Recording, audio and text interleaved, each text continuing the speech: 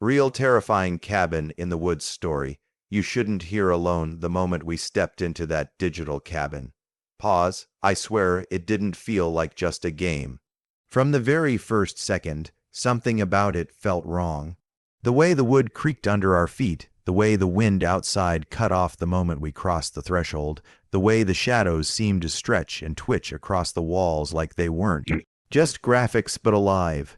I laughed it off at first, muttering, "Yeah, great atmosphere, guys." But deep down, I felt it, that little crawl at the back of your neck, the one that whispers, "You shouldn't be here." And then there was the smell. I know it makes no sense. This is a game, right? You can't smell a game. But I swear my brain filled in the blanks. It was like mold mixed with something metallic, something rotten, something that should have been left buried in the woods. It hit me so hard that I found myself holding my breath, just like I would if I had walked into a real abandoned cabin. That's when I realized this wasn't just clever programming. This cabin wanted to feel real. The floor groaned like it was alive, like every step we took was echoing into something beneath us. And then the door behind us slammed shut. No wind, no animation trick, just bam, so loud it made me jump out of my chair. My heart skipped so fast I had to laugh nervously, like, cool, love it when doors just lock themselves totally fine. But in my chest, my pulse was racing because it didn't feel like the game was starting. It felt like something had just trapped us. For a moment, none of us spoke. The silence was so heavy it pressed on my ears, like when you dive too deep underwater. I could hear my own breathing in my headset, too loud, too shaky. One of my friends broke it with a joke. "Well, we're officially squatting now. Welcome to our new home." I chuckled, but the sound felt brittle, fake, like we were all just pretending, because that cabin didn't feel empty. It felt like it was waiting. I took a few steps forward, and the shadows shifted, not in a normal, lighting effect way, but like something moved out of the corner of my eye.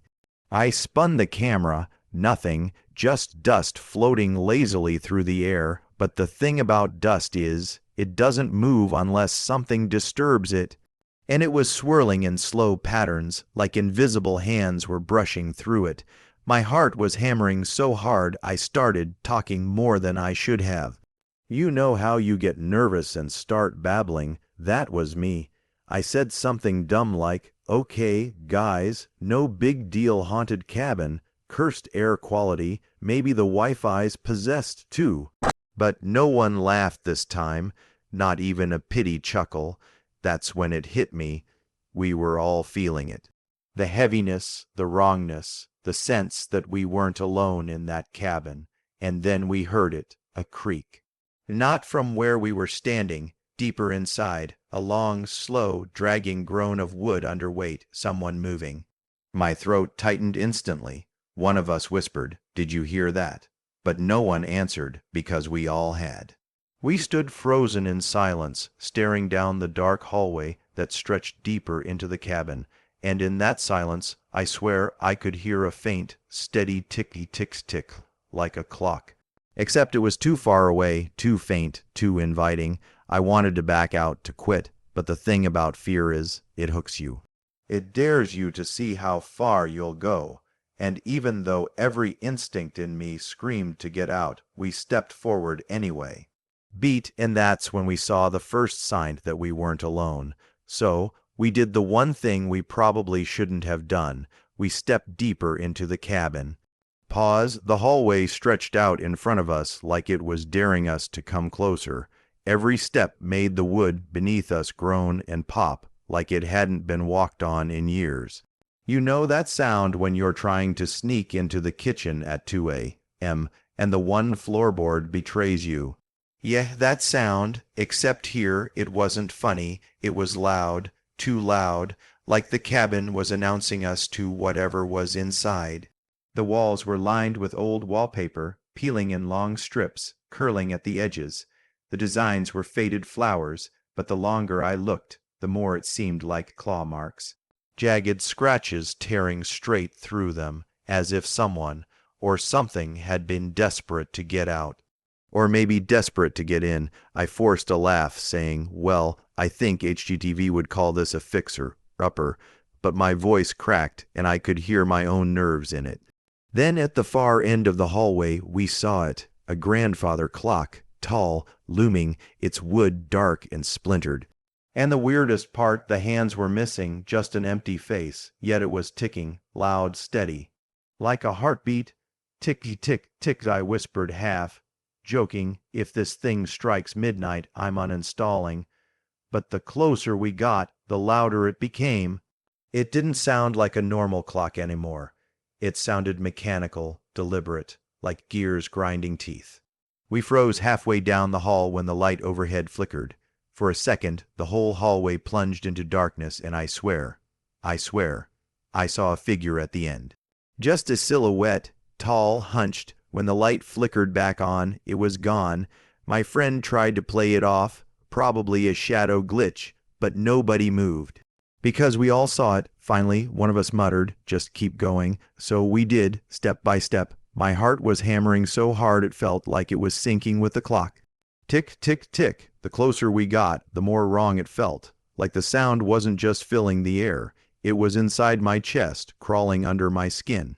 We reached the end of the hallway and stopped right in front of the clock. Up close, the wood was carved with patterns, but not the kind you'd expect.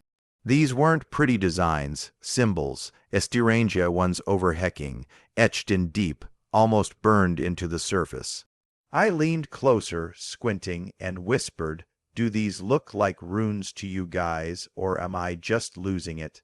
And then, pause, the clock ticked louder. Not normal loud, deafening, it sounded like it was right inside my ears. I stumbled back, clenching my headset, but the others swore it wasn't that loud for them.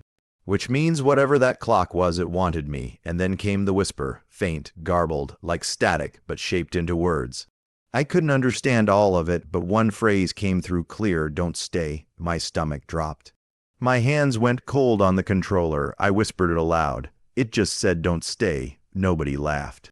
Nobody argued. We were all dead silent. I wanted to quit right there, just shut it down, but the hallway behind us was pitch black now.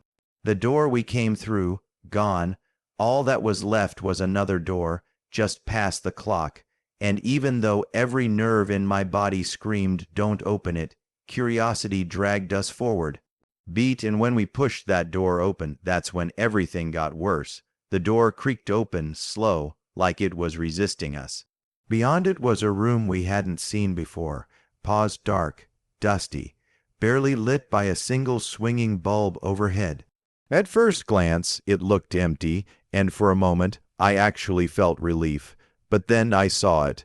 In the far corner of the room, an old rocking chair, moving back and forth, empty, no one sitting in it.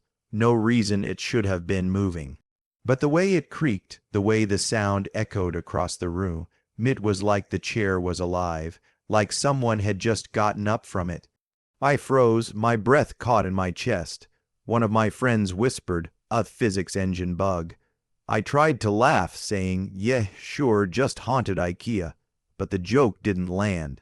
None of us moved closer. We edged around the room slowly, the camera sweeping side to side. Every shadow seemed to stretch just a little too long. The bulb overhead flickered. For a split second, the chair stopped rocking, dead still. Then it started again. Faster this time, back and forth, creaking louder, like whatever was sitting in it had just come back. My palms were sweating. My heart was pounding so hard it felt like the game could hear it. And then we heard it. Footsteps, not ours, slow, heavy, deliberate, coming from the hallway we had just walked through, each one louder than the last. Thud, thud, thud. My stomach dropped.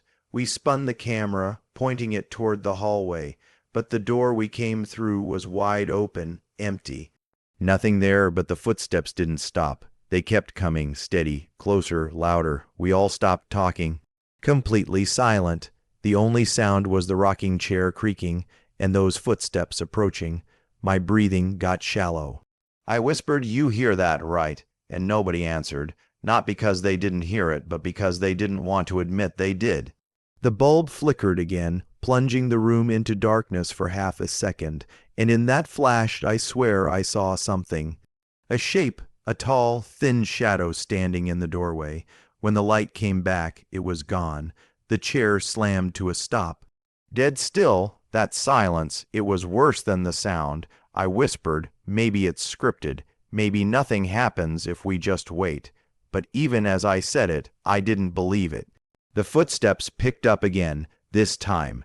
They weren't slow, they were running, charging straight toward the room. Panic hit instantly. My hands shook on the controller. My friend shouted, "Close the door, close it." But the game wouldn't let us. The door stayed wide open, and the sound kept rushing closer. The chair tipped forward, slammed onto the floor with a crash. And then, silence, we froze, staring into the dark hallway. My headset buzzed with static, faint whispers bleeding through. Words I couldn't understand, like a voice just out of reach. I leaned closer to the screen, straining to make sense of it. And then, just as I thought I heard something clear pause, the bulb overhead burst, shards of light and glass scattering into the room. The screen went almost completely dark. My heart was pounding out of my chest. My voice cracked as I whispered, "Guys, I don't think we're alone in here." Beat, and that's when the game showed us the first real sign of who, or what, was inside that cabin. The screen flickered back to life after the bulb shattered, and for a second, all we could see was static and dust floating through the air. I swear my hands were shaking so bad I almost dropped the controller. We panned the camera slowly across the room, nothing. No figure, no footsteps. The chair was on its side, broken, but the room itself, empty, too empty. That's when we noticed it. Another door, hidden in the shadows on the opposite wall. I swear it hadn't been there before, but now it was clear as day. Wooden, old, and half open, like it was waiting for us. My throat went dry. I whispered, "Do we go in?" And of course, because we're idiots, we pushed it open. The moment we stepped through, the air changed. It got heavier, thicker, like the cabin itself was pressing down on us. The hallway beyond was narrow, lined with old portraits. At first, I thought they were just random paintings, but the longer I stared, the more familiar they looked. Faces, not strangers, they looked like us. Twisted, distorted versions of our own faces, staring back with hollow eyes. I tried to laugh it off. Wow, custom portraits, that's thoughtful. But my voice cracked again. Nobody else said a word. We just kept moving, step by step, down that suffocating hallway. The deeper we went, the colder it got. I could see our breath in the air, like we had just stepped into a freezer, and then came the sound. Soft at first, almost like someone humming a lullaby, faint, broken, like it was coming from another room. It grew louder the further we walked, until we reached the end of the hall, and there it was, another door. This one was different, smaller, crooked. The paint was chipped away, and tiny scratch marks surrounded the handle, like little hands had been clawing at it. My chest tightened. My friend whispered, "Nope, absolutely not. That's a doll room. I can feel it." I tried to joke. Maybe it's just storage, but deep down I knew. We all knew. The lullaby stopped. Dead silence. My stomach dropped. We pushed the door open, and the sight made my skin crawl. It was a nursery, or at least it had been. Tiny cribs lined the walls, all broken. The wallpaper was faded with little cartoon animals, smiling but peeling away. And scattered across the floor dolls, dozens of them, old, cracked with missing eyes. Some of them were propped up against the walls, staring straight at us. Others were slumped over, limbs twisted. I stepped into the room, and the wood creaked under my feet. That's when I realized the dolls weren't just lying around randomly. They were positioned, arranged.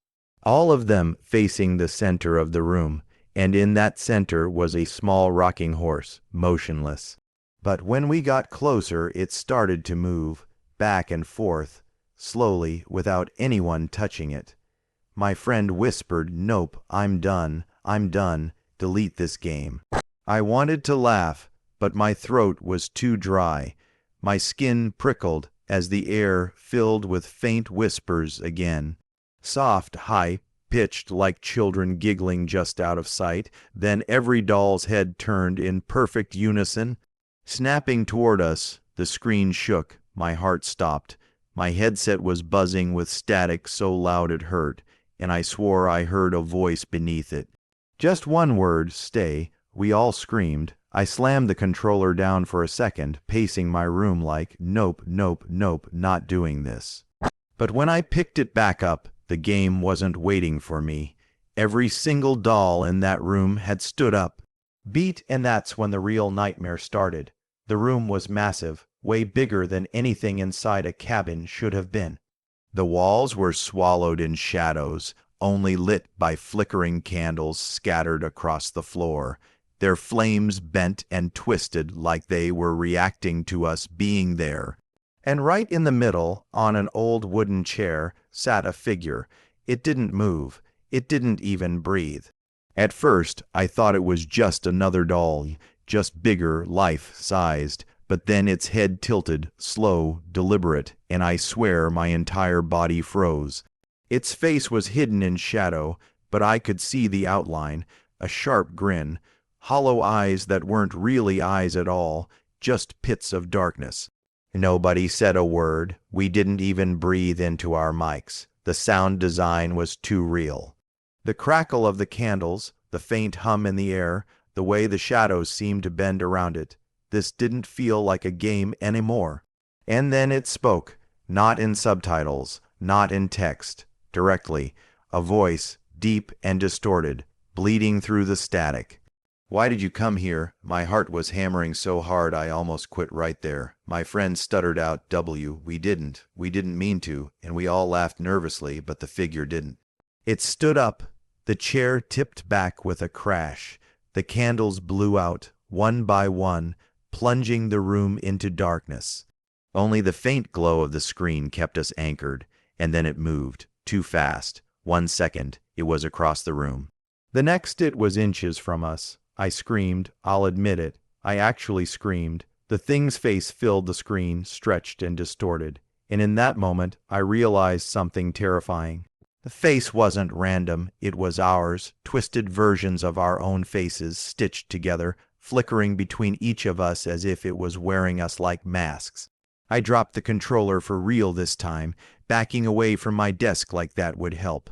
My friend yelled, "Pause the game, pause it." But of course, there was no pause. The menu didn't even exist anymore. The figure leaned closer, filling the entire screen. The audio spiked with static, so loud it made my headset shake. And then, in perfect clarity, it whispered, "Stay forever." The screen went black, total silence. We sat there, staring at the darkness, waiting for something, anything, to happen. Finally, text appeared, white, simple, "You shouldn't have come here," and then boom, the game crashed. Just straight to desktop. No error, no warning, just gone. I ripped my headset off and just sat there in silence. My chest was tight. My hands were shaking. My friend finally broke the silence with a, "Yeah, safe to say, I'm never playing that again." And honestly, same, because whatever that was, it felt too real. Like the game wasn't just a game. Like we brought something back with us. So if you're thinking about checking it out yourself, don't. Or at least don't play it at night, and definitely not alone. Beat anyway, safe to say. We're uninstalling, burning the hard drive, and maybe moving to a city where cabins don't even exist. Thanks for surviving this nightmare with us. Make sure to drop a like if your heart didn't stop completely, and subscribe for more horror that'll keep you up at night. Because trust me, this is only the beginning.